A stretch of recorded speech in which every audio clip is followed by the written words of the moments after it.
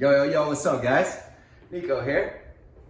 Hey, today I want to talk to you guys about routines. I call it being a robot. It's not a bad thing, don't worry. Routines can be very positive. But let me go ahead and start off with where I kind of noticed this. I noticed it when I was in active addiction. In my active addiction, I wasn't really getting high anymore off of the amounts that I was using. Again, as I've shared before, I got to a point of addiction where I was using drugs just not to hurt. The term hurt, if you're not familiar with it, means that your body isn't reacting to withdrawals. Hurting is a horrible feeling, whether it's emotional, in addiction, or out of addiction. But for the context that I'm speaking in today, hurt is a term that would be used frequently during addiction. Hey, I'm hurting, I need to get a sack. Hey, I'm hurting, I need to get high. So again, I would use the amount of a substance that would just remove the hurt of withdrawals from me. And I started noticing that I would feel more relaxed and that hurt would start to ease away. The anxiety that goes on in my brain from using would start to subside and start to taper off as soon as my body started to notice that I was in the routine of getting high. We've talked about muscle memory before, but muscle memory is habitually doing something that your body knows what it's doing, so it can go ahead and do it without even thinking anymore. So I would have the same routine. I get the spoon out, I make sure that I roll up my cotton ball, drop that on the spoon, put in just the amount of water that I needed to go ahead and put in, throw my dope in, cook it up. Once my mind started sensing that I was doing that small routine there, I would immediately start to feel the hurts and pains of withdrawals go away. Now, they wouldn't completely go away because I was so dependent on heroin and substances that it wasn't until I actually injected them into me or ingested alcohol, whatever the substance was, that the hurt would go away. But I started to pick up on that. And that's what I really want to talk to you guys about. I started to pick up on the routine that I was in, and I started to notice that as soon as I started those motions, my brain would know, okay, we're going to be removing that type of pressure. The hurts would start to go away because my body started to realize, all right, you're about to use, you're about to get high. Now I started noticing this, and in my later days of addiction, I went through what's called a replacement therapy. Again, there's different forms of recovery or different forms of therapies that you can go ahead and go through. Been through a ton, but replacement therapy actually helped me out a lot. Check it out with your doctor, with your therapist before you actually do it, because again, I'm not a professional. It's what worked for me. Replacement therapy is replacing one action or one substance with another one. Some people call it choosing the lesser of two evils. And at the time, or even still now, guys, there's studies out there that show that cannabis can be a great replacement for heroin. I'm not here to advocate for either one of them. We shouldn't be dependent on any type of substance whatsoever. We should just be dependent on ourselves. But in my path of recovery, that is something that helped me out a ton, was replacing the heroin use with cannabis use. I say that because I started to notice in my cannabis use that when I would sit there and I roll a blunt, which if you don't know is just taking a cigar wrap, filling it in with cannabis. I'm not sharing this so that you can go do it, but it's just for informational purposes. I noticed though that when I was rolling the blunt, I didn't even have to smoke, but I would roll the blunt and I would just feel this euphoric feeling.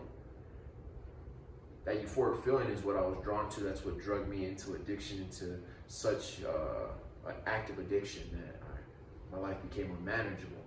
So I started picking up on that too. Hey, you know what? When you were starting to just cook up on your spoon, your body and your mind started to react to it. Now whenever you're starting just to roll a blunt, your mind and your body are starting to react to it. So transitioning from cannabis into a sober recovery, I started to figure out, okay, my body and my mind works off of routines. Like it starts to trigger itself. It starts to work in systems. So I want to talk about that because these routines, the two that I just shared, I don't suggest for anybody whatsoever, but I've also been able to take that method and apply it into my recovery. That's what I'm here to help you guys out with. That's what I want to guide you through. I want to share the tools that have helped me out so that maybe they help you out. Again, you're the hero of your story. You're the one that's going to go ahead and either be the hero or the villain. But it's you that gets to make these decisions, and I'm just here to guide you along with some things that have helped me out. So I transitioned those bad routines, those bad habits, those bad systems into good routines, good habits, and good systems. Again, I call it being a robot, and I don't mind it. I actually really enjoy it. It's not always the best thing, but it can be beneficial.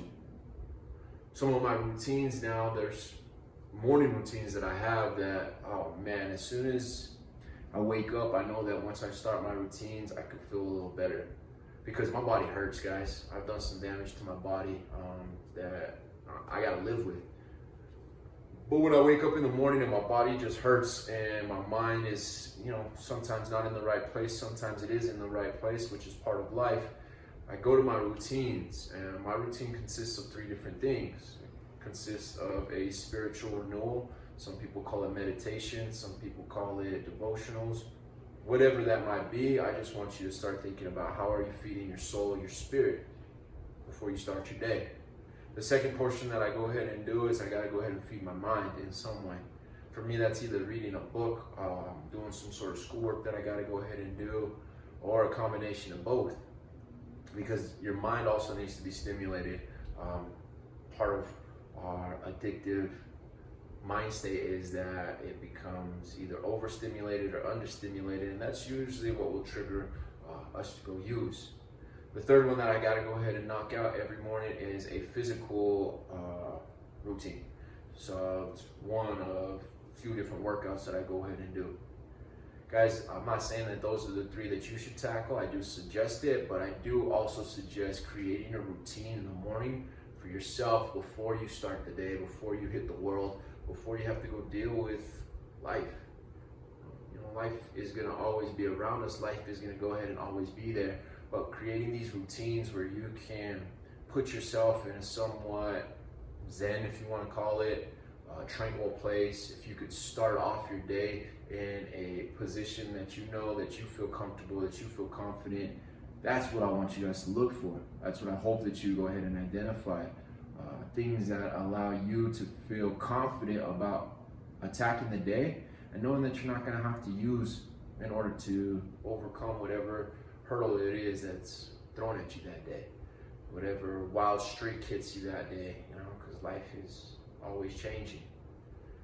Guys, becoming a robot isn't such a bad thing. Having a routine is not a bad thing. But the other part that you have to prepare for it, and one thing that threw me off, is that I would be awoken by something out of my control and my routine would be thrown off.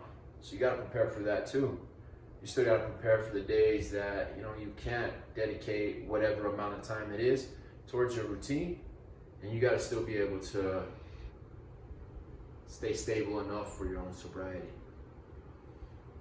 I listened to a leadership podcast by a guy named Craig Rochelle, and it really made me feel more comfortable about speaking about this because I won't lie to you guys, I think a lot of people freak out at me just based on my routines. I don't meal prep because it's healthy. I meal prep because it saves time throughout my week. I don't have to think about what am I going to eat today. I already know there's a meal right there for me at the house. It's already prepped. I just pull it out, heat it up, eat. I also have my clothes so that it's a cycle of clothes.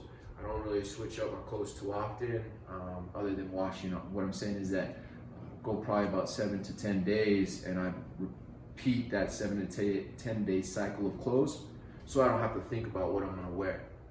These are items that I've identified that were a waste of what I felt my time could be used for other effective reasons. So I started to eliminate the amount of time that I had to spend on them daily.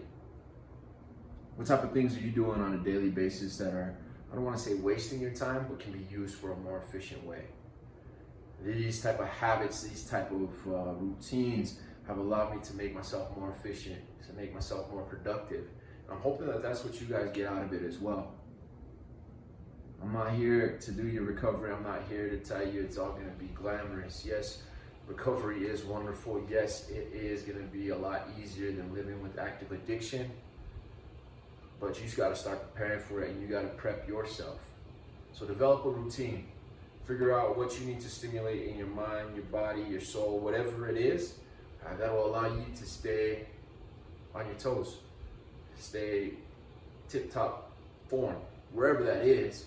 You know, no one's perfect, but learn whatever it is inside of you that stimulates you enough that when you hit the real world, when you're out in public and you're having to deal with real world examples at work, school, family, that you can be fully prepared for. Being a robot isn't a bad thing. Just like having no halo isn't a bad thing either.